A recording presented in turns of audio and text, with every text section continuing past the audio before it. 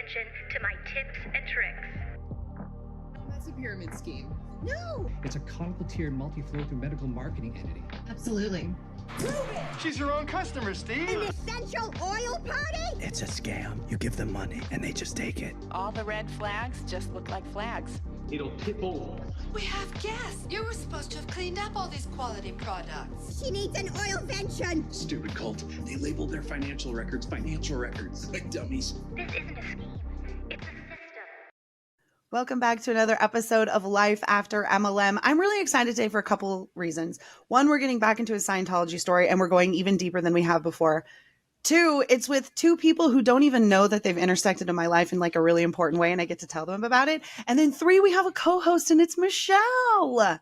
Michelle does so much work helping me get really cool interviews. And this was one interview that she was instrumental in. And so I said, come be a co-host. And I had to twist her arm. You guys, I really did. So welcome to the show. Michelle is the co-host. And then also Marc and Claire Headley. How is everyone? Good. Thank you so much for having us on. Very much looking forward to this conversation. Thank you, Michelle, for orchestrating it. We appreciate it. Yeah, So thanks stoked. guys for having us. Yeah, I'm super excited. I've never had an official co-host. So if you guys like this format, maybe Michelle will show up in more episodes. Today, we're going to be talking about Scientology. We're going to be talking about whistleblowing. We're going to be talking about different kinds of policies and things. Right before we hit record, the Headleys let me know that they left in 2005. And so this is their 19-year anniversary of being Scientology free, which I think of 2005 and it seems like it was yesterday. Then I do the math. I'm like, oh my God, it was almost 20 years ago. So congratulations to the both of you. Thank you. Yes, I know. One of these eventually we'll get to where, speaking for myself, I was born into Scientology and escaped in January 2005. So 30 years in, now 19 years out. I can't wait till I hit that halfway mark, but that's going to be when I turn 60. Ooh, that's insane. Oh. Wow. That is exciting though. Yeah. Marc, were you also born into Scientology? I wasn't born into it, but my mother got into it when I was about 6. So, and that's when we moved from Kansas City, my mom, my dad, and my sister. And as soon as we moved to California, my dad was a musician and he was trying to make it big in a rock band. And so as soon as we moved to California, one of his best friends that he went to college with in Kansas and in Missouri, he was another member of the band and he was in Scientology. So he got my mom in, but he couldn't get my dad in. My dad was like, I don't want to have anything to do with this. And so my mom got in and my mom gave my dad an ultimatum, like either you do Scientology or we're getting a divorce. And so they split up. So, oh my God. And so that was sort of my introduction to Scientology was this broke up your family. So from a young kid, I was very wary of Scientology in terms of how is this going to make things better, because it's already kind of messed things up pretty big time. And because we moved to California from Kansas City, everything was more expensive and we had a house in Kansas City. And so now we were living in a one room, like a studio apartment. That's what we moved into from a house. And so it was all of these things happening at once. It didn't really make me think that all that great of Scientology. So wow. And talk about the sunk cost fallacy of like breaking up your family and choosing Scientology and like sort of being like, well, I really gotta double down on this one now. Yeah, the craziest thing is I think my mom was a very outgoing, very like sociable person. But I think the one thing that she had problems with was relationships. She did have an issue with having quality relationships. And I think that may have been one of the reasons why she got into Scientology. And the craziest thing of all is that when I was a child from like, let's say 6 to 14, when I was still living with my mom or with my dad, my mom moved 16 times. Because every time she got a new boyfriend, she'd move in with that boyfriend and we would just pack up all our stuff and move. And it didn't occur to me until many, many years after leaving Scientology that I think my mom got into Scientology because she had bad relationships. And then she went on to have another 20 bad relationships. So it was sort of like one of these things like, yeah, it's not. And even to this day, she's married to some guy and she lives in Ohio and she sells hummus at a kiosk in the mall. And you're like, she thinks she's been telling her family this since she's been in Scientology, that they have all the answers and they can solve all the world's problems. But whenever she's telling them all this, she's also usually asking them to borrow money, her brothers and sisters, so that she can pay for Scientology. And it's like one of these things where they're looking from the outside going, I'm pretty sure they don't have all the answers because you can't even figure out how to get money to pay for to get the answers. Right. Yeah. That sounds really familiar. Yeah, right. I was going to say that's very familiar. Like, just try harder. Just put a little bit more money in. Eventually, it will pay off. Keep going. What did you do? Where have I heard what that did you do to pull it in? Exactly. Right. I know. I have to interject one of the craziest stories regarding Marc's mom.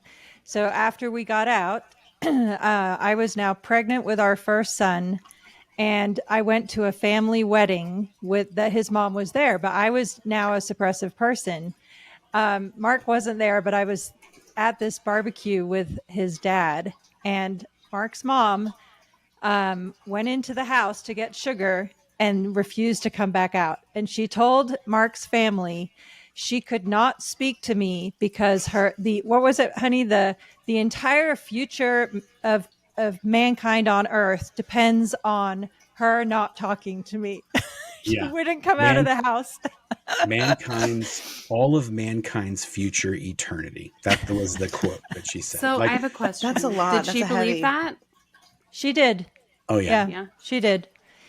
Yeah. So Marc's dad got angrier than I've ever seen him ever.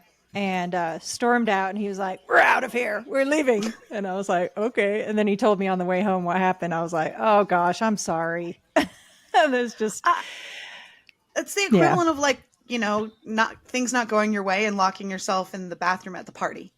Well, yes, I'm not coming out. That is what she did. She went in to get sugar and was gone for an hour, and her family were like, "Where's this sugar? Is this sugar ever coming back?" To be fair, she's making it from scratch. I feel like David Miscavige has done that on a grand scale. Yeah, no, totally. And and my introduction was just at a younger age. I never had a before and after comparison because my mother got into Scientology when she was pregnant with me. Oh, wow. She named me after the state of Clear, which is, one of the significant. Oh my God, no. Yeah. I know. I'm like, I remembered that recently. Marc didn't even know that. I think I was like, I didn't know that at all. I couldn't believe it when she told me. I was not something I generally promote. I mean, is that like Tom Cruise naming his daughter Surrey because of like Surrey, England, and that whole drama that was happening back then? It's the same kind of like Scientology name. I don't know what that's about. Yeah. I don't know. That's a conspiracy theory.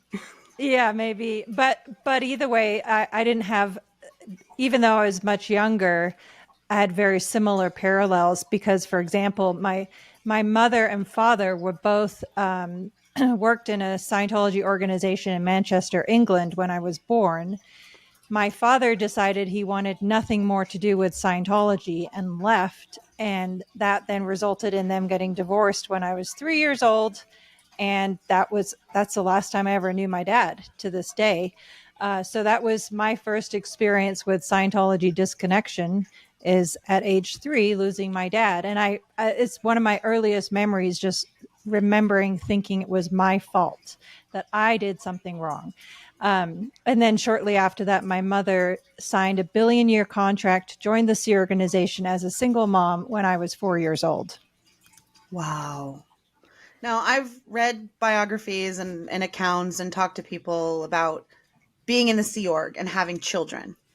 So what did it look like for you, Claire, being a child of somebody who was in the Sea Org? Ugh. Where to begin? It's like a cross between an orphanage meets Lord of the Flies is about the most accurate description, because on arrival at the headquarters in England, St. Hill, I I was handed off to the nursery initially. So it was maybe 3 or 4 adults to probably roughly 40 to 50 kids, ranging in age from 6 weeks old to 16. And then by age 6, I made into a cadet. That's what they call it, the cadet organization, where you, for all intents and purposes, have children running themselves. So, for example, I was in charge of a group of 5 or 6 7-year-olds, 6 or 7-year-olds, and I had to make sure that they brushed their teeth, that they ate their meals, that they made their beds, all this kind of stuff. And how old were you when you were in charge of them? 7. Yeah. Yeah. It's very fundamental, no kids, right? like Duggars kind of thing. Like the children raise the children. Yes. Yeah. And well, so, yeah. And the children are all given positions. So like in Scientology, you have, any organization has an organizing board, and there's all different positions on the organizing board. So there was a 16-year-old that was the CEO of this organization.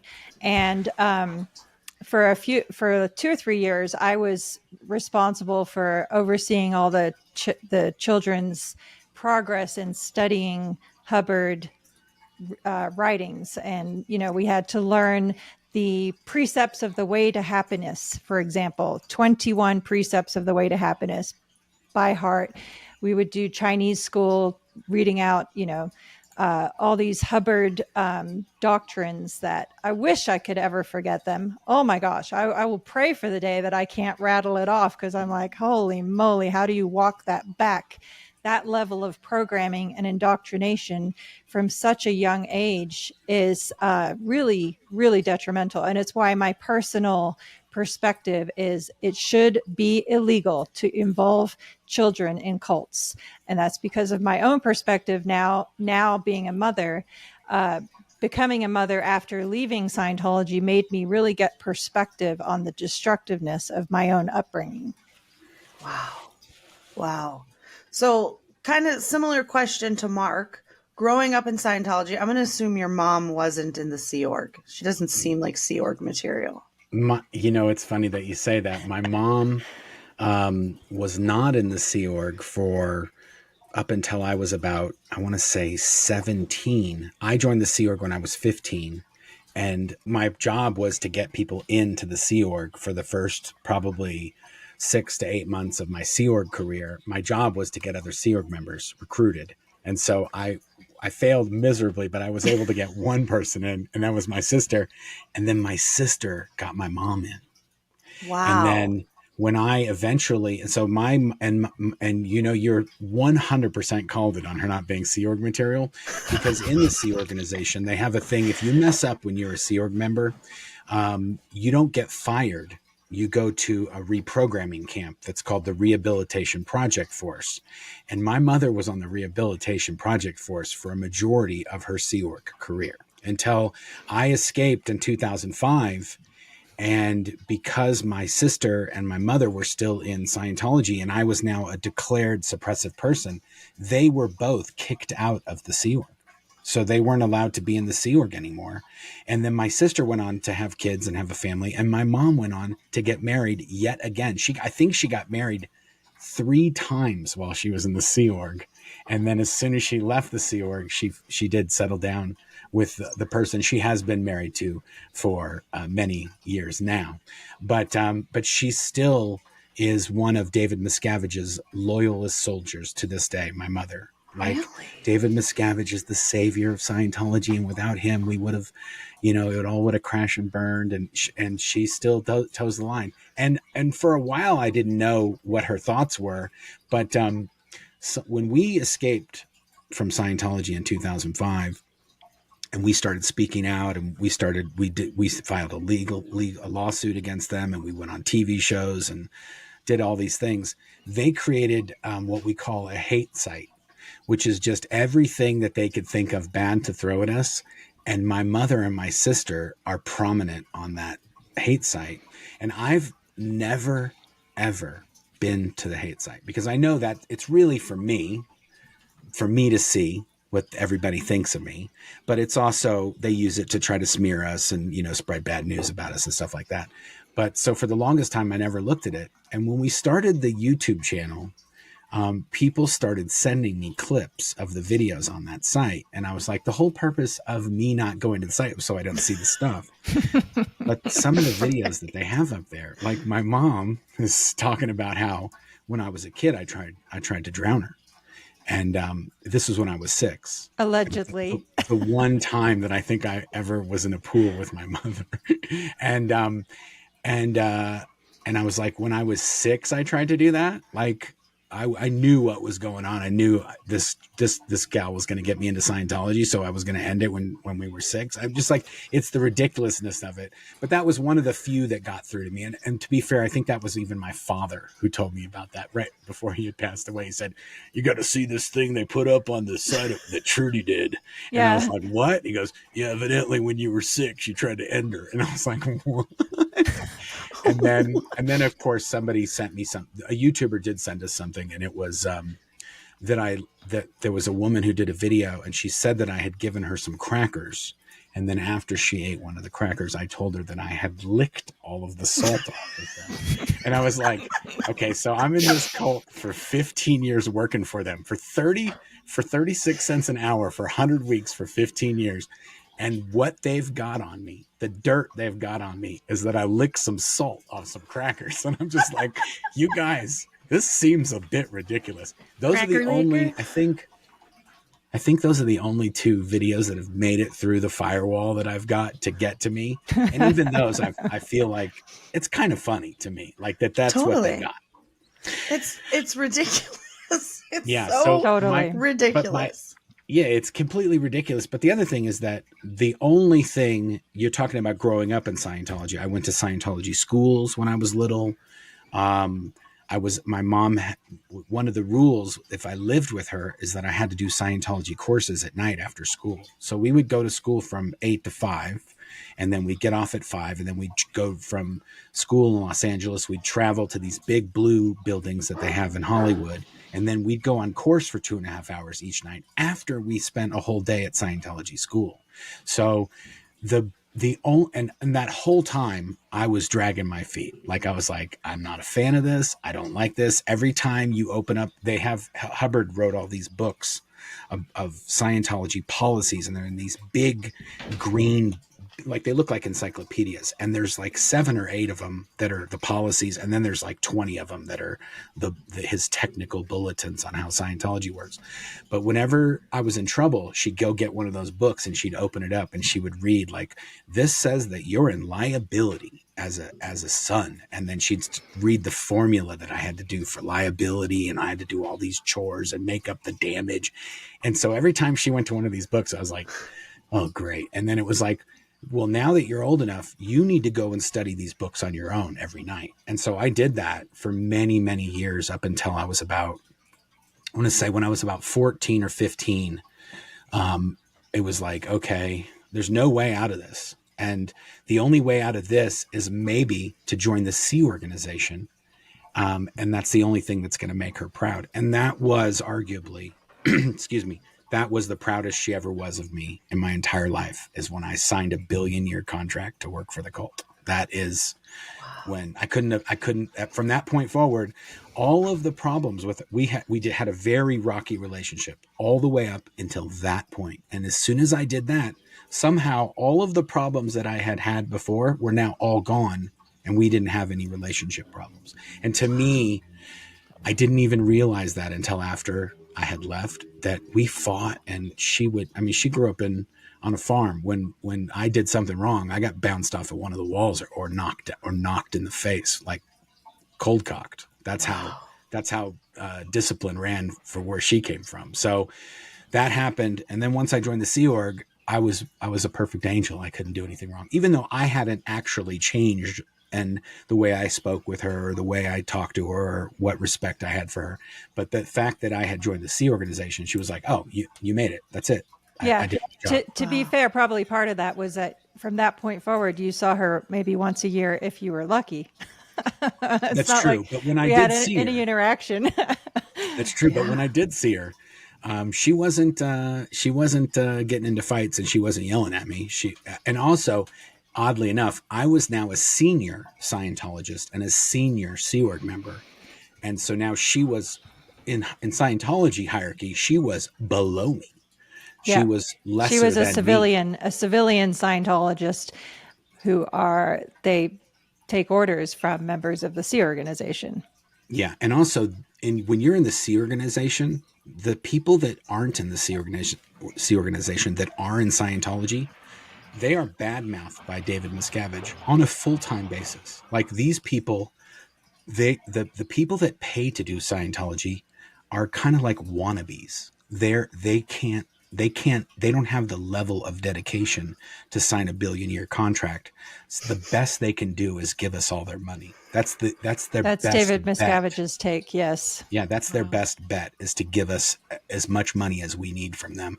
And even that, there's been many times where he's been talking about guys that have given them 10, 20, $30 million, and he's talking smack about them, and they're in trouble with him and having to do things to make up the damage to him. These people have given him millions of dollars, and they still get treated poorly by him.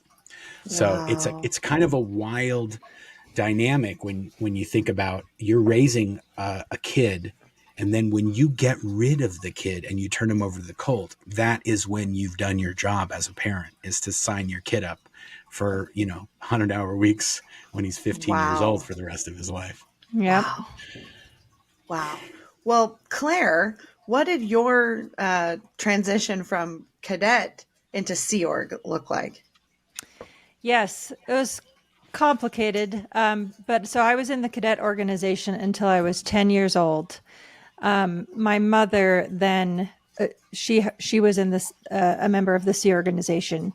She took a 1-year leave of absence from the Sea organization because she'd gotten pregnant. And this was right around the time that they implemented the rules of not allowing new children to be born into the Sea organization. So she had now remarried. So now I had a stepfather who adopted me. And was not in the Sea organization. No, he was not in the Sea organization. It was weird. Like in today's age, that would never be allowed. She had to get special approval to marry this person. He adopted me so that my father would have no legal rights over me. He had some big conspiracy theory about that, even though I had never seen my dad. But we ended up first being civilian Scientologists in East Grinstead, which again is close to St. Hill, where the headquarters are. So I spent about 2 or 3 years there, no longer in the Sea organization, but still going to Scientology school and doing courses every weekend. I would have to spend the whole weekend studying Scientology. And then when I was 13, we moved to California. My stepdad had a lot of debt because he had gotten up to the upper levels of Scientology. He was very highly trained. And he had, as a result of that, he had approximately $40,000 in debt that he had borrowed from another Scientologist to pay for the upper levels. So which is a disqualification to be in the Sea Org. You're not allowed to be in the Sea Org if you're saddled with debt, because you bring the liability of that into that world. So it's funny that you can't pay off debt when you're making however many cents an hour. It doesn't work. 10 cents an hour. You can't even keep up with like a 1% of the interest on said debt with that rate of pay. So he ended up actually becoming the head of the Beverly Hills Mission, which he was that for many years. So we moved to Los Angeles. I was now 13. And my parents never put me back in school. I would go to the library and study by myself for a couple of hours here and there to try and bridge the gap between schooling in England versus schooling in America, which is a huge transition. Very different tutors and stewards in England versus Christopher Columbus and Ferdinand Magellan and what, you know, the states and the Constitution and all these other things. So I was trying to just learn that by myself at the library. A whole different group of assholes. Yeah, just different perspective for sure. Oh yeah, talk about going from Guy Fawkes, November 5th. That's the fireworks and da-da-da. And here's July 4th. I like the July 4th celebration far, far better. It's not nearly, doesn't have the dark, you know, I don't know. That's a little burning effigies on bonfires. I know it's controversial to say that, but, you know, it's just a fact, right? So, yeah. So now I'm in Los Angeles, and I started going back to doing more Scientology training. And I spent a couple of years doing training at Celebrity Center in Hollywood. And but the whole time, like from age 10 until age 16, I was being constantly hounded by recruiters because I had signed my first billion-year contract around the age of 7. It was required. Then when I was 10 and my mother was leaving the Sea organization, they tried to convince me to stay. I was like, oh my gosh, it was this constant stress and trauma of being sucked back in. And finally at age 16, that's when I started on my own billion-year contract in LA. And so that was July 1991. And by September 1991, I was moved to the headquarters in Gilman Hot Springs, California, which is where I met Marc. And of note about that, by the way, in order to go to that property, it's a confidential location to civilian Scientologists. So my mother and my stepfather were required to sign over guardianship of me to someone who worked at the headquarters that I had never met. And that was required for me to go and work there. Just because they didn't want to give them the location because it was so top secret, because there's just civilians that they had to sign away guardianship temporarily for you to, because you were even though you can Google where it is and it'll show up in 2 seconds, Scientologists were not allowed to know where the location of that property was, because that was where all of the people that managed Scientology, that's where David Miscavige lived, that's where L. Ron Hubbard's house was, that was like a super, like they used to put you in a blacked out van and blindfold you if you went to that location. That used to be the protocol. And then only in like the 80s and in the 90s, it was like, okay, just don't tell anybody where it is, but we don't have to you don't have to be blindfolded when you get driven. Do they even pretend to still be secretive about that to this day? Do you know? I'm just curious because it seems like being secretive of it now would push people toward looking it up. Yeah, that's exactly right. I'm not sure. I'm not sure how they spin that to their members now, because I think it's worth commenting. Yeah, I think it's worth commenting that the reason for that secrecy and the origin of the secrecy was because the authorities were going after Hubbard for underhanded, illegal, questionable activities. So he was constantly avoiding anyone knowing where he was. And that's kind of what was the start of that. And of course, as Marc always points out, let's not forget Scientology is responsible for the largest infiltration of the U.S. government in its history. Google Operation Snow White. If you want to see the sordid history of Scientology, it's all available on the internet now. But that's the origin of why the location was confidential.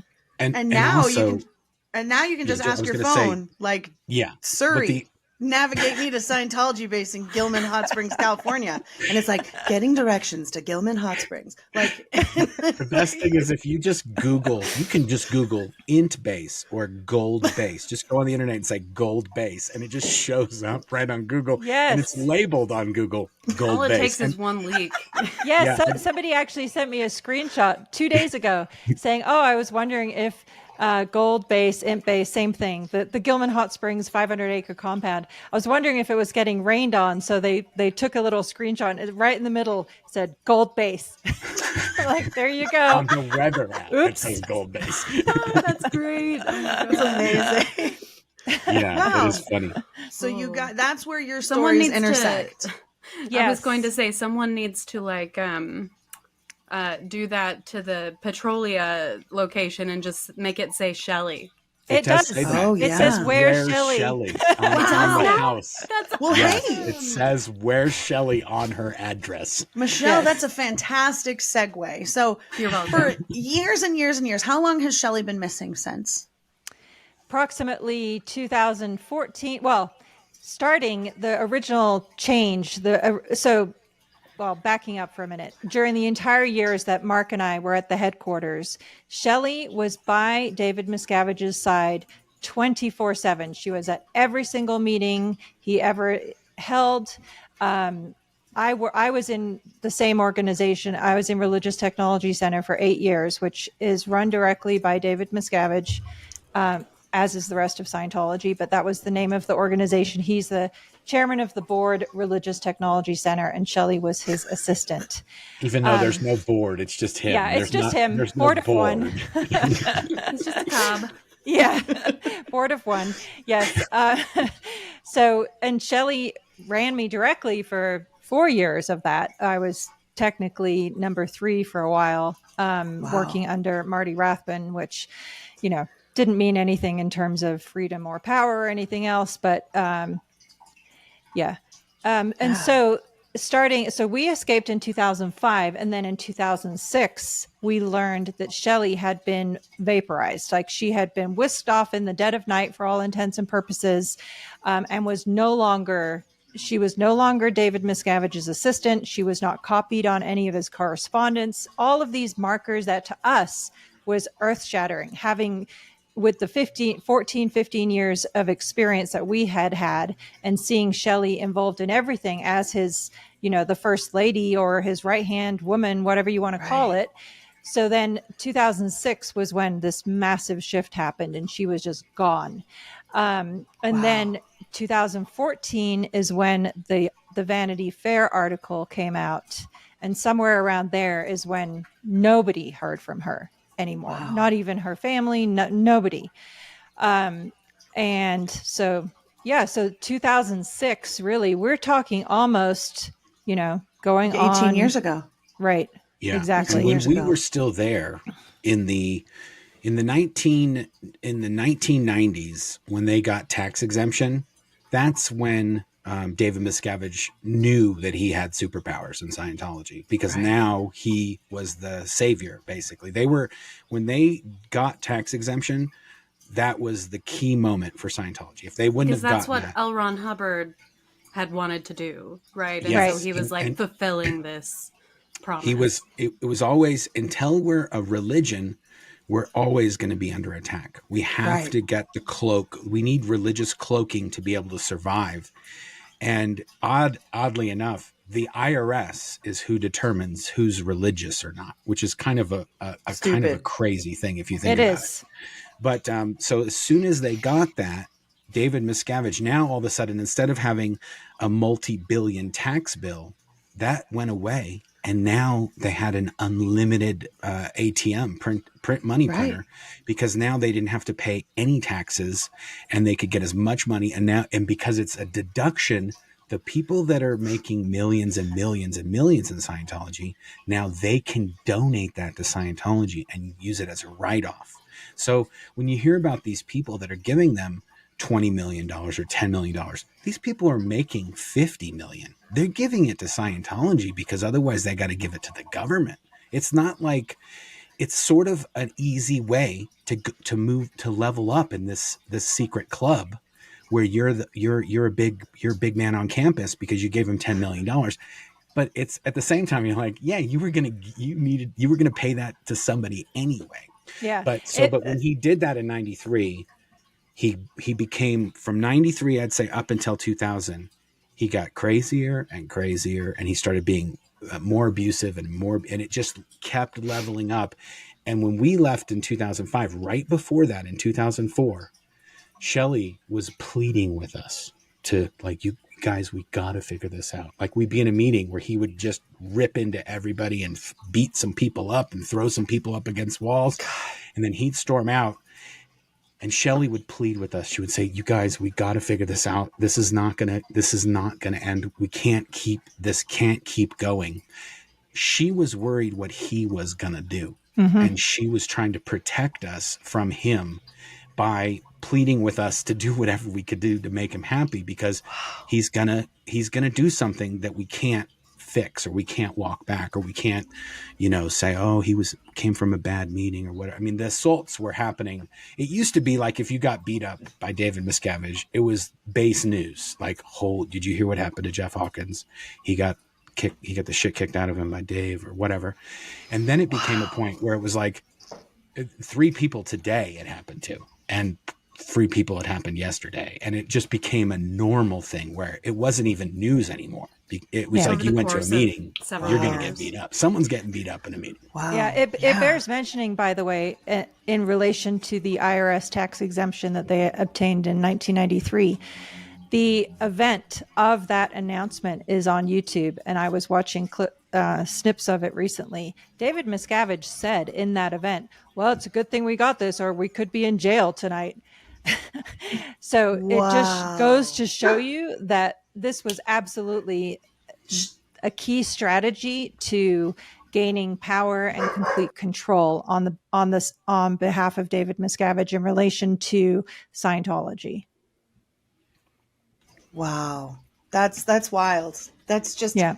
And I noticed Michelle and I kind of looking at each other when you were talking about ways to level up. I feel like every time I do a Scientology episode, Raja's going to give her, every time I talk about Scientology, this dog comes in here and expresses her opinion. I'm not even joking. Dog. She hates Scientology. She hates Scientology. And every time we do a Scientology episode, we learn like how many more similarities to like multi-level marketing and the cult side of multi-level marketing, and the buying your ranks and the buying yourself to get up to these ranks to be able to make more money, to then be able to pay more money into it. Now, reps are like buying product and not tax exempt donations, but it's the same sort. It's still a business write-off for them. Still a tax write-off. Yeah. So and the other crazy thing is, if you don't have the money, well, now what?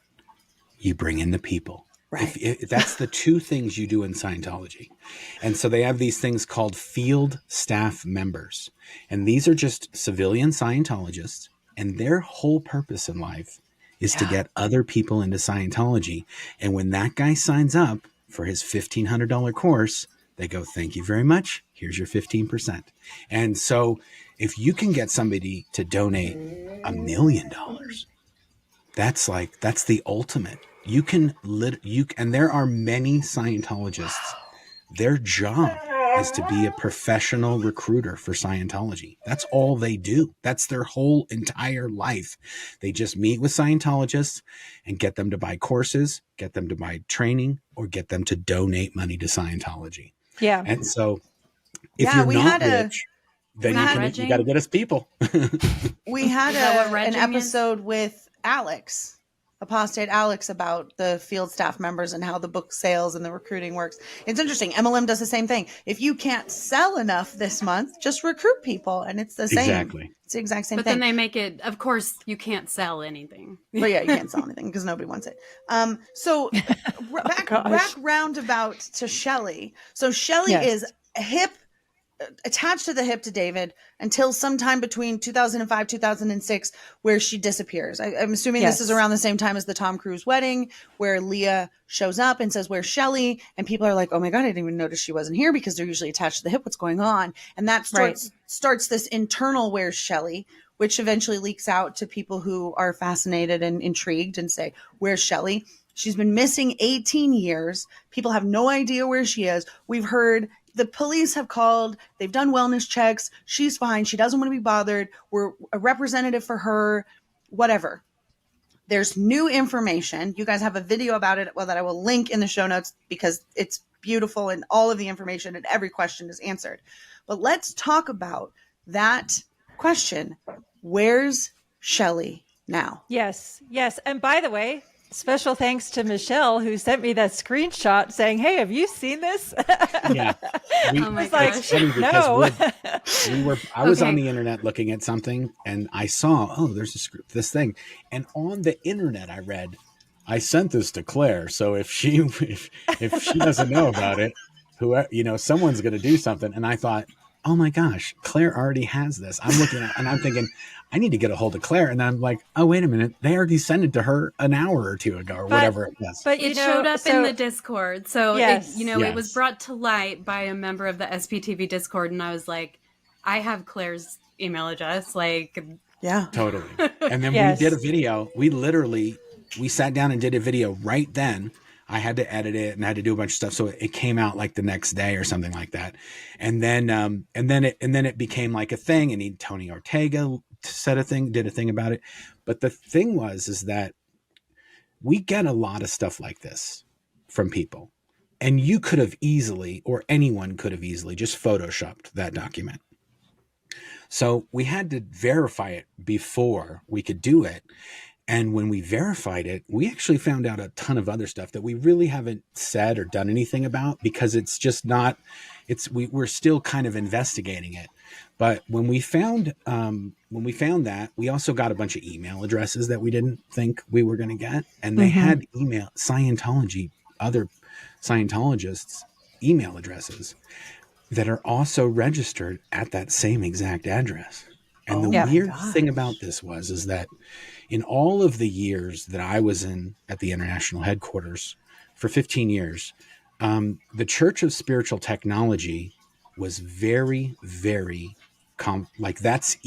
that's like we didn't know where that was. So like it's the next Scientologists are not next supposed to know level where the secrecy. international- And we didn't know where CST was. The entire time we were at the base, we did not know where it was, even though it was only an hour away in the mountains in San Bernardino. We didn't know about any of these other locations. We knew that they were building them, but their locations were very, very confidential.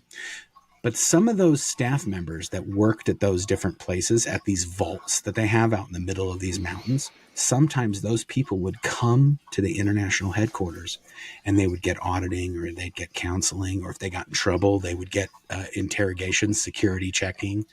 And so over the 15 years, we pretty much saw all of the people that worked at these locations, and we knew them and we knew who they were. The names that we got that are at this location, we've never heard of before. We've never seen or ever heard of these people that are at that location. And we don't know anybody who's ever heard of these people. So that's also something very, very odd that they have a person there with Shelly that nobody knows. Yeah. And so this is what we're trying to check this out. We're trying to figure it out and see if we can figure it out. But there's definitely somebody somewhere messed up that her registered address is available for the internet. And I do have some Scientology spy files, some internal Scientology documents that specifically talk about how they are in contact with government officials and different people to figure out how to mask their voting records and their voter registration information. Yeah. So this is something that Scientology is acutely aware of, that people are able to track down their people by voter registration. So and taking a step back too, just for context, because and again, from my perspective, as you pointed out, the disappearance of Shelly triggered Leah asking questions. And then if you kind of look at the overall history in the last 20 years, that, they could have just produced Shelly and, resolved things with Leah, but no, instead, look at then what happened. We had HBO documentary Going Clear, then Leah Remini, Scientology in the Aftermath, 3 seasons of that show. If you look at what happened as a result, and really, yes, Shelly Miscavige is one person, but what about the many other people in Scientology that no one has seen or heard of in many years? And so that's kind of where, when we started on YouTube, we were talking and we're like, I want to do a Where's Shelly series and really talk about this as one example of a person who has been vanished, because it epitomizes many of the things that are completely wrong with the lack of any governmental oversight, authority involvement, etc. How can a woman be vanished for almost 20 years. It's absolutely insane, but she's not the only one by any stretch of the imagination. And for me, obviously, having worked with her personally for during 8 years, and then even closer for 4 of those years, it just struck me as, this is something that people don't understand. So let's delve into this. Let's talk to all the people who knew Shelly personally,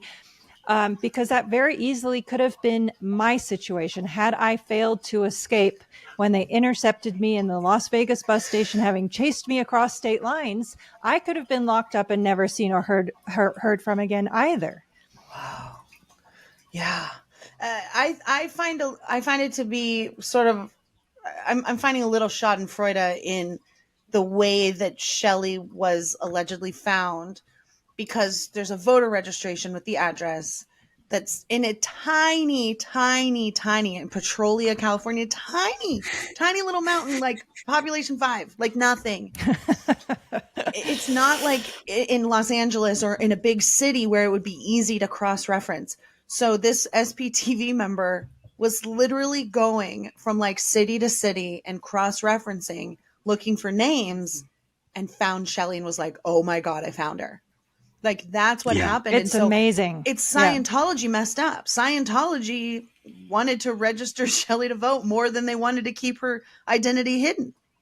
Right.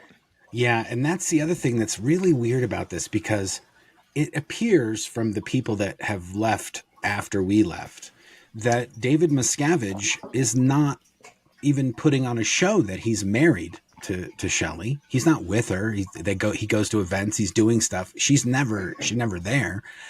And he's always with this other woman that's his, assistant, his new assistant. And so he could easily just divorce her and that'd be the end of it. It's a weird kind of thing. But then you go, well, what did L. Ron Hubbard do? L. Ron Hubbard is doing the exact same thing that David Miscavige is doing.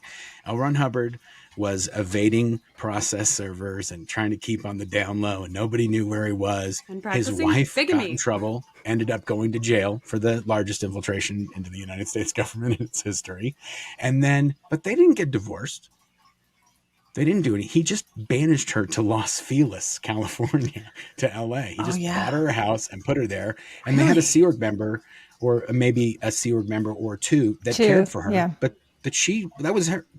Those were her people, and they did whatever. They helped her, and she had her life, but she didn't do anything. She didn't go anywhere, and she was just locked up. And meanwhile, Hubbard was just doing his thing. David Miscavige is doing he's evading process servers. He's banished his wife. He's got all these legal suits that are coming against him. So he's doing whatever the hat write-up Hubbard left behind. David Miscavige is following it exactly correct. Or as the saying goes, history repeats itself. Yeah. Or the other saying, what would LRH do? Oh, God. Oh, my That's a real thing. Did you know that? Did somebody tell you that? Oh, no. Is it really a real thing? It is. What would Ron do? That's an internal thing in Scientology. That was a campaign that they were running for a long time. Who came up with the campaign? Unironically, Ron Hubbard did. You know what would be great? He wrote the thing. Whenever you find yourself in a bind, whenever you can't figure it out, just ask yourself, what would Ron do? That's literally something Scientologists do. You just inspired me. We'll do a whole shirt series that says, what would Xenu do? Yeah, what would Xenu do? Xenu is my homeboy. Xenu is my homeboy. This is so funny. I have a YouTube Marc short. Does have Xenu is my homeboy merch already. Oh, he does. So. Yes. I have. Yes. Oh no, that is my merch. Oh, you Xenu do? is my homeboy.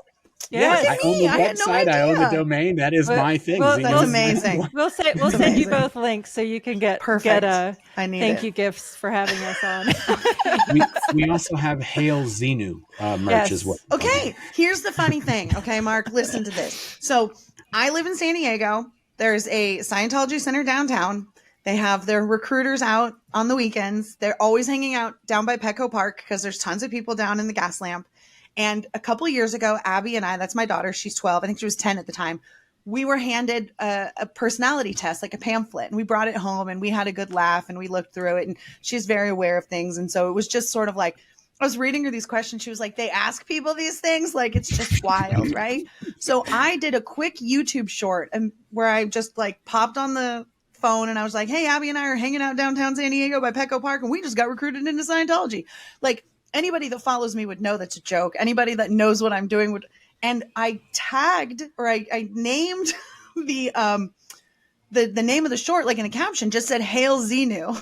So many people commented. They're like, Xenu's their enemy, right? And I was like, I'm their enemy too, right? Like, Xenu, the enemy of my enemy is my friend. Xenu's the good guy. Like, Xenu's getting a bad rap. He's done some bad things, but he's not as bad as L. Ron Hubbard. No. Yeah, he's just getting a bad rap. He was relocating a whole bunch of people from one place to another place. If they accidentally dropped them into volcanoes, oh, come on. If you ask him what his life goals are in this moment, and I'm talking about, the actual Xenu in the Discord server, he will tell you that he is very dedicated to taking down the Church of Scientology. Totally. Nice. Yeah. There you go. See? And he'll also refer you to the Aftermath Foundation for more information on how you can also help. Amazing. Michelle is so good at the segues. It's like she has my notes. Yes. And she doesn't because they're handwritten in my book. So let's talk about the Aftermath Foundation. You guys, you are now, as of June of last year, the president of the Aftermath Foundation. Talk to us about the Aftermath Foundation, what it does, and how people can get involved if they'd like to. Yes, absolutely. We talked about Leah Remini's Scientology in the Aftermath, the 3 seasons of the show. And during the course, I think, of the second season, there was just gaining public momentum, gaining public perception of what Scientology actually does, the abusive nature of the organizations, and people's real life stories of how they'd been hurt, abuse of children, credit card fraud, on and on and on. And the outpouring of support really inspired the formation of the Aftermath Foundation. Marc and I have both been on the board since its inception. We're all volunteers. Yes, we make mistakes. We've learned a heck of a lot during the process, but the goal is really to offer a support system for when people come out. Many times, those in Scientology are so isolated and cut off from the outside world, their family, oftentimes lacking any formal education, no real world experience. And so Marc and I, when we escaped, we had, I had $80 in my pocket, no resume, no nothing. So we're very well aware of the challenges you can face to start your life over again. And the Aftermath Foundation's goal is to help with that and provide, we've done everything from teaching someone to drive, help them get a resume, help them get a GED, help them get a job, an apartment, their, clothing, all of these things. That is our main focus, is to really provide a support system to help people get back on their feet and be able to have a successful life. And it's honestly our passion project, because it's something that Marc and I were doing it since we first got out in 2006. Yeah, I was going to say that. We were doing it before there was an Aftermath. We had been doing it for years, but we just been using the financiers were Headley Savings and Loan. So when an actual foundation got started, it was like, we could still help all these people, but we can crowdfund it, or it can other people can kind of chip in. We don't have to foot all of it and do it all ourselves. And also, there's so many incredible people invested in this community that provides resources of people who want to help. Because obviously, speaking for myself, I was born into Scientology. I know there's plenty that I don't know. I know I've worked very hard to build my own business. And so I know the challenges that people can face, and having this whole community come together so for example, last year we had a woman reach out and she said, hey, I'm a career counselor. We were like, amazing. We need that. And so we're really focusing currently on expanding our career counseling program, and just offering mentorship support where we can. Again, it's case by case basis, but many times we can't talk about the projects we're working on behind the scenes because of Scientology. These people, help from the foundation does not carry as a requirement that you speak out against Scientology. If a person gets to the point where they want to share their story, amazing. But, it's a lot to recover from. And so that's our goal and our attempt to help with this cause. And we're really proud to say that we've helped so many people. We're helping more people now than we've ever helped before. And that has been made possible by this foundation. Wow. Yeah. Only last thing I wanted to add is that sometimes we get contacted by people that are still in the Sea organization. Like they're talking to us and then they're going back to work. And then they might talk to us a few days later, or they might talk to us a week later, but they're like checking in with us, and we're trying to coach them or trying to, tell them, okay, let's do this and we can do this. And we're contacting people for them, because they are afraid that if they do anything, or they even that the way when you're in Scientology, they teach you how to read each other. And because you know how to read other people, then you manifest the things that you should be manifesting if you did something you're not supposed to do. It's sort of this weird reverse trick that I can spot when somebody's lying. And then when you are lying, you do the thing that you're supposed to be able to spot. So they're so afraid of getting found out that we have to delicately negotiate this so that we can get them to that point. And I was going to say, one of those people has actually spoken out, and that's Catherine Olson, who was in the Sea organization when she contacted the Aftermath Foundation. And her story is kind of wild, because the person who put her in touch with us was a United States government employee. And after he did this and she got out, and now they actually are now getting married, Catherine and the guy who helped her escape. Oh my gosh. And now he is the one who suggested that we the Aftermath sign up for this foundation. I'll cover program. that. Yeah, I'll cover that. So he recommended to us that we should join. It's called the Combined Federal Campaign. It's the largest workplace giving program, most rigorously screened in the U.S. And so we signed up for that program. We were approved for it. So as a result of that, this last year, for example, I did presentations on the Aftermath Foundation to the FAA, the Department of Defense, Homeland Security, and every time I get on and say, hey, and by the way, the reason I'm here today is because one of the people we helped escape, they escaped with the help of a U.S. government employee. So, amazing. it's just amazing. And the other thing I will say too, that this last year, we've put some significant effort into establishing a law enforcement collaboration program. So I've personally met with multiple law enforcement agencies. And as a result of that, we have some amazing things in the works. Again, we're not going to promote them but in general terms, we can talk about them. But for example, one agency asked us to establish a crisis line just for them, because they've run into situations that they knew were very suspicious, but there's only so much they can do or say. So they asked us to set this up to provide them with additional resources to be able to help in situations where they knew that was needed.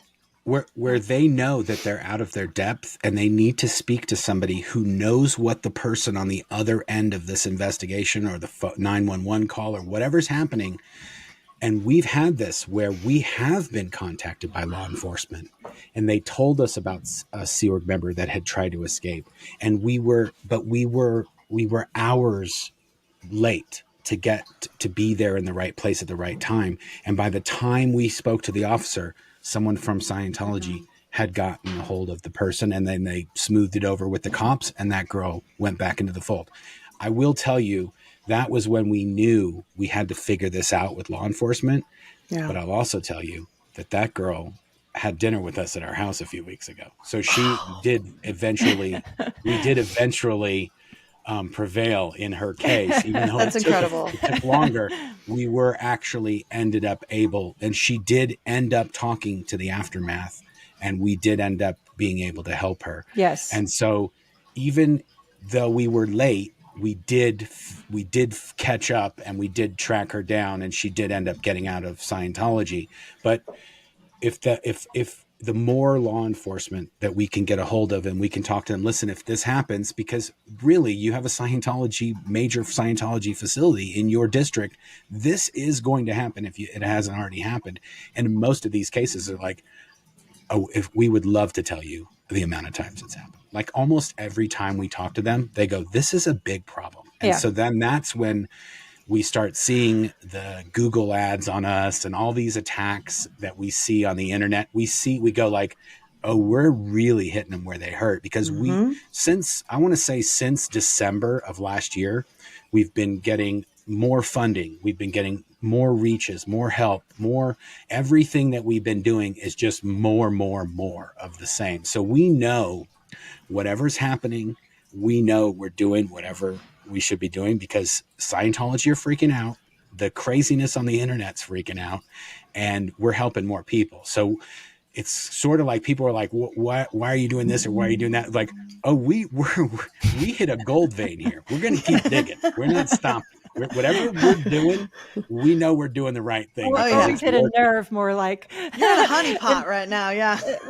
Then you factor in and go, I've recently submitted declarations in Leah Remini's lawsuit, and so you just feel we've been in this space doing this work for a long time, and just seeing the momentum that is gaining is incredibly encouraging, because it's very different now than it was when we first, like when we filed our lawsuit, for example, which was in 2009, which included counts of human trafficking, forced abortion, violation of labor law.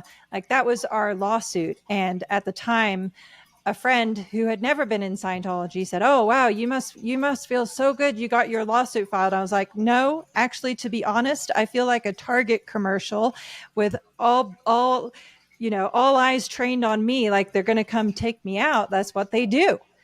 And obviously Marc's series on the spy files has covered a lot of the documents we've received that they were absolutely spying on us, tapping our phones, stealing our trash, going through living in your house. Right. Yeah. Exactly. I had a birthday party and there was 6 spies from Scientology that were my quote unquote friends at the party. That we're going to go meet. 6? That we're going to go 6. Yeah. That we're going to go meet with Shame Scientology the day after the party and download all the different. And those It's 6 how people they get back didn't in even their know. good graces, right? Yeah, because they wanted to see their families. Immunity again. clause. They want. Well, that's the kind of the craziest thing is, even if you don't like Scientology and you want to leave Scientology and you escape from Scientology, if you want to talk to your family again, we got to work a deal. We got to do something. And those people then spy for them, or their Facebook police, or their internet police, or their trolls on YouTube or Twitter, or, that your series on that has been totally mind-blowing to me. Yeah. Just the fact that you had 6 people close enough to you who were like, I am willing to throw Marc under the bus to be able to talk to my mom again. 100%. And by the way, it bears mentioning, we were just getting our feet on the ground. We were living paycheck to paycheck. We had a newborn baby, but yet we represented this massive threat to $1 billion tax exempt organization. How does that work? Right? Yeah. It's like when our names or our activities as in the anti-MLM world show up in the weekly webinars of the MLMs that we're covering. You're like, oh yeah, you're watching. I see you. I see you seeing me, and I will be posting about this later. Totally. We're going to keep this going as long as you keep poking the bear. The bear will be like, "Rawr, here's another video." Wow. Yeah. When people are watching the YouTube channel and they write in the comments, "I just saw a Tom Cruise Mission Impossible ad," and then they'll say, "I just saw a Scientology website ad on your channel. And I'm thinking to myself, I still don't think that Scientology understands how this works. Yes. Well, they jam up Google with ads, and then the YouTube space just starts blowing up, because when the Danny Masterson trial started, and this is how this happened. People were like, how did this happen? How did this happen? I know exactly how this whole YouTube thing happened, is that during the Danny Masterson trial, Scientology was spending millions on Google ads. So when you do that, you're basically gaming the algorithm, and you're making it choose Scientology content to push to the top of people's recommended, because that's what Google's getting paid to serve up, Scientology stuff. So when they do this, and then when there's a whole bunch of YouTubers now, we need to pay for more ads. And so then they pay for more ads, and they never, and this is the best part. You'd think, well, Mark, you just told them what's happening. Now they're not going to do it. No. Because I told them that they're paying for this and they're paying for the ads is a stupid idea. Well, I guarantee you, David Miscavige is the one who said we need to put more ads. Yeah. And because I'm saying not to do it, he can't not pay the ads. He's going to keep doing it until he's right. You got to double down on those ads. Yeah. And so it's sort of a crazy thing that Scientology is funding the exposing of Scientology. Same with MLM. Beachbody is the ad that shows up all the time. Not only does it show up on like all of the YouTube videos, and there's also like a lot of these MLM coaches that'll show up on the YouTube videos. But Beachbody somehow, well, I know how, and I'll tell you guys the story, snaked their way back onto my podcast. So when I joined my new ad network, they sent me a list of all the advertisers, and they said, cross off the people you don't want to work with. And Beachbody was one of them. And I was like, not them. And I didn't have a Beachbody ad for really. MLM? Yes. Really? MLM. Yeah. Really?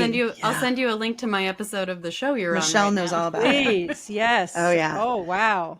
And so I'm pretty sure we know somebody really high up at that place. Really? Uh-oh. Okay. Mm-hmm. I mean, I can't say I have any involvement other than buying a few bags of shake.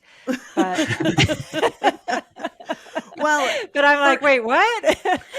I was able to let you bring them know. yourself to I buy said, something called Shakeology after Scientology. Come on. Yeah, Shakeology. I know. Come on, I was creeped out by that, but to be fair, it tasted kind of good. I was just in Vegas, and there was a place called Pieology, and I took a selfie with that. I was like, respect. This is funny.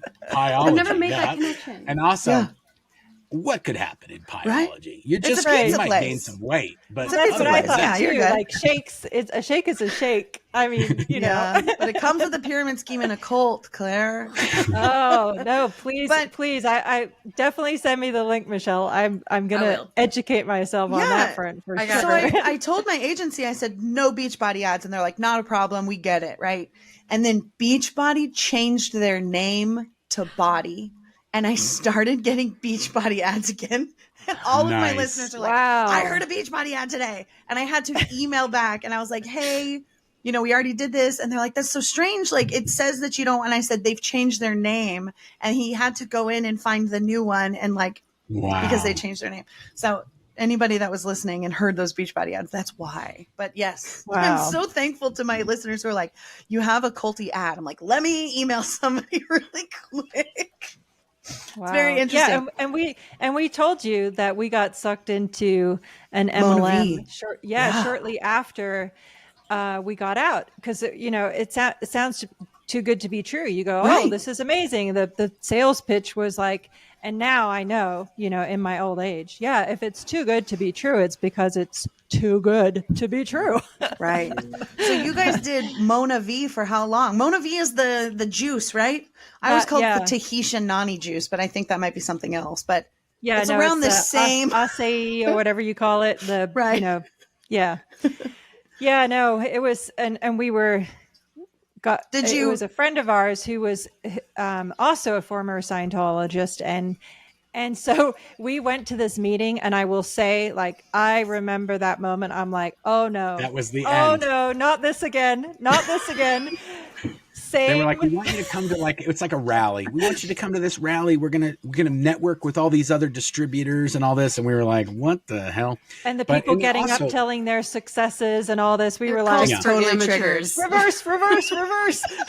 It was a juice. It was sort of like, who cares? It's some kind of health juice. And also I was trying to throw my friend a bone. He was like, hey, can you do this? It's going to help me out. And I was like, okay, whatever. But then when we went to this meeting, I was like, oh, this is a bunch of nonsense.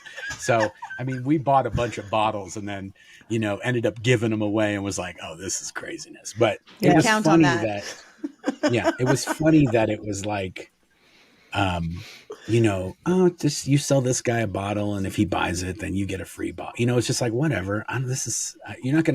We're not going to Hawaii from selling this stuff. That's for sure. It's whatever. But then when we went to the meeting, I was like, oh yeah, these guys are bad shit. This is wild. But the crazy thing is they had all these guys from General Hospital. Of the actors, the main characters of the show were the guys putting on this whole thing. What? So I'm telling you, this Mona V thing was like a Hollywood. It was a cult. It was a Hollywood cult within Hollywood, the cult of Hollywood. And so it was all these Hollywood MLM. It was TV actors hooking up their friends and family, and then you get to go hang out with the General Hospital guys. And I was like, what's General? We had a 15-year media blackout. So I'm like, what's General Hospital? Why do I want to hook up with some guys that work at a hospital? Like, no, it's a TV show. I'm like, there's a TV show about a hospital? Oh, several. Yeah. How hard is that? They're like, what cave have you been living in? And we're like, well, about that. We've been up at the Gold Base cave. Not a lot of General Hospital being played up. No, definitely not. No Seinfeld. No Simpsons. None of that. Yeah, no. We South were Park. missing it. Yeah, we were missing a lot of cultural references for a lot of years. We're still working on that. Roberta the TV and show... I react. Oh yeah, I was going to say we had a watch party and watched the South Park episode about Scientology. Like a month and a half, 2 months ago with my husband. Nice. And basically, we I recorded it. I'm never going to upload it because there's too many copyright. I'm not editing it, whatever. But it was such a funny conversation. And I swear to God, watching it back when I did go to edit it, I brought up how funny your guys' story about having seen that Mark having seen that episode and then asking Claire about it. Yeah. I probably brought it up 5 times while we were watching that. Totally. That's literally how it was when we watched South Park. Until that moment. No, you watched it. I didn't watch it. No. I was still afraid. I was like, She was in the other room while I was watching it, and every once in a while I'd yell, I can't not totally convinced yet. But I had never heard about the aliens until I watched the South Park. Really? Because I never did any counseling.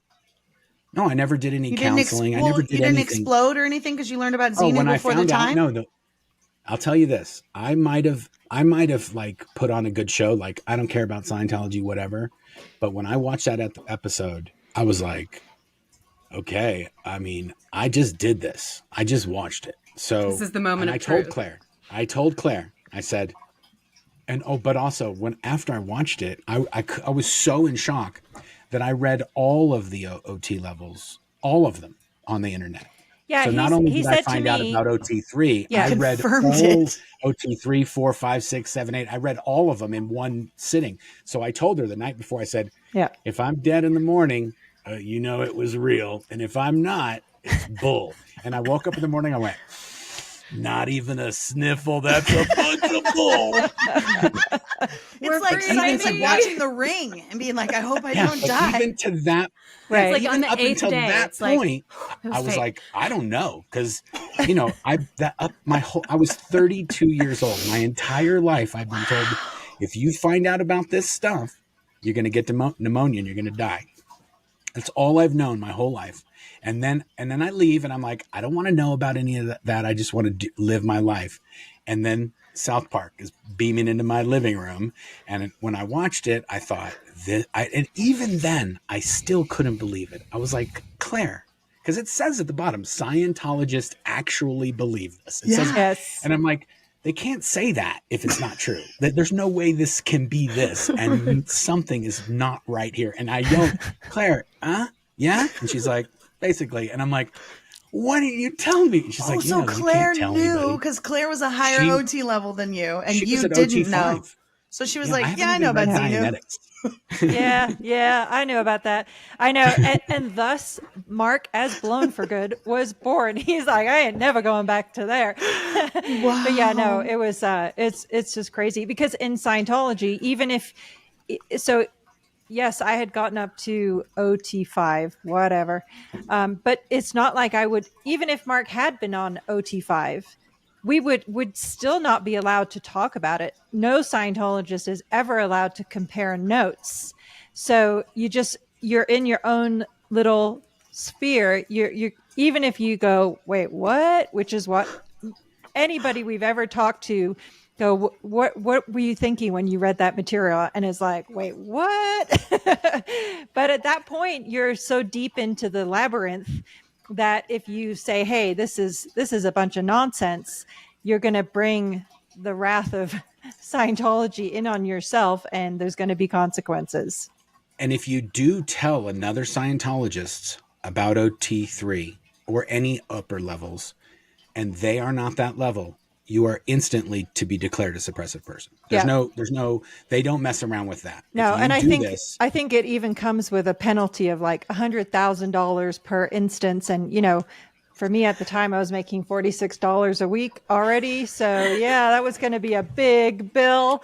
And again, having been born into it, I believed what I had been raised to believe. They break down your critical thinking skills for me starting at age 4. So who am I to question L. Ron Hubbard and Scientology? Obviously now here I am today. Thank goodness. Especially if you're confused and you're supposed to ask yourself, what would Ron do? Ron's the one who wrote this nonsense. I don't think I want to know the answer to that, actually. Wow.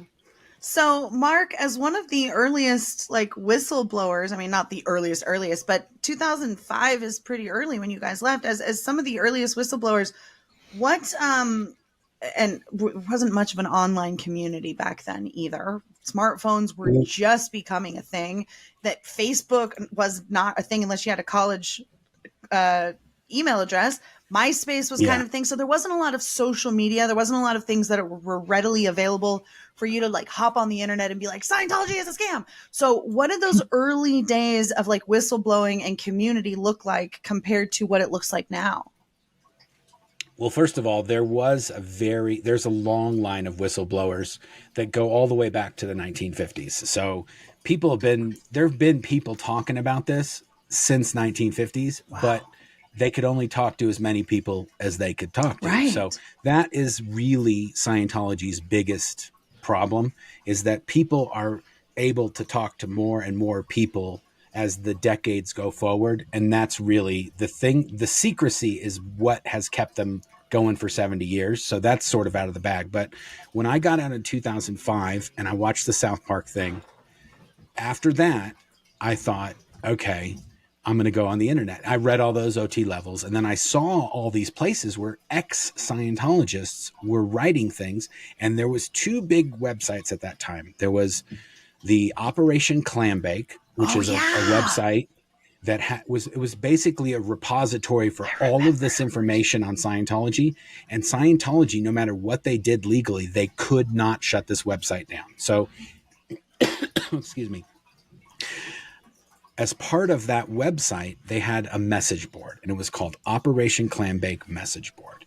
And I started reading this thing, and then I saw a lot of things on there that were just old or speculation. And I thought, well, I was just there, so I can tell you all kinds of stuff. And also, there weren't a lot of people on there that were from the international headquarters. They were from a local Scientology, like San Diego Scientology org, or they might have worked in Los Angeles at that big complex, or they were a civilian Scientologist. So it was kind of a mashup of all these different people, but they didn't have any current info, and they didn't have any info from the top. So I needed to, in order to post, I had to figure out a name, but I was like, well, if I put my real name, Scientology is going to just knock on the door tomorrow morning after I post this.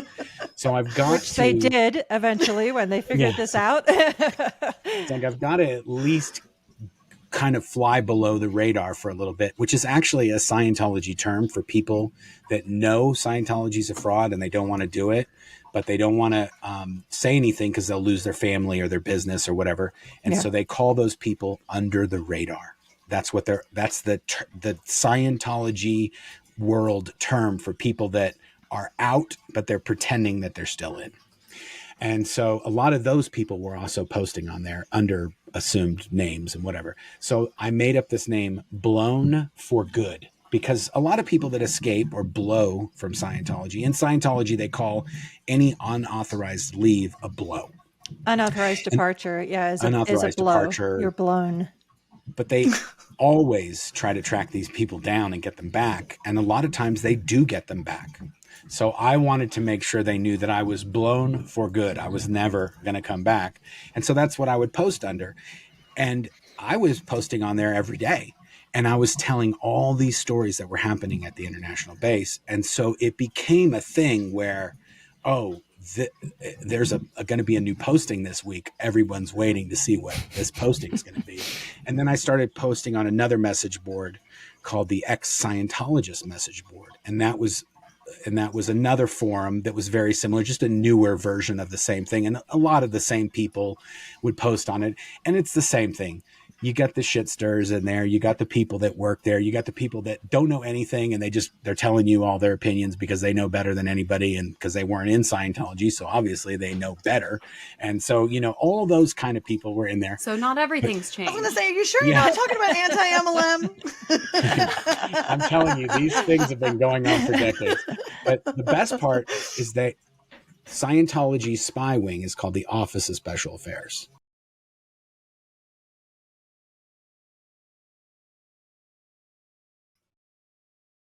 You were supposed to have cleaned up all these quality products. She needs an oil vention. Stupid cult. They labeled their financial records like dummies. This isn't a scheme. It's a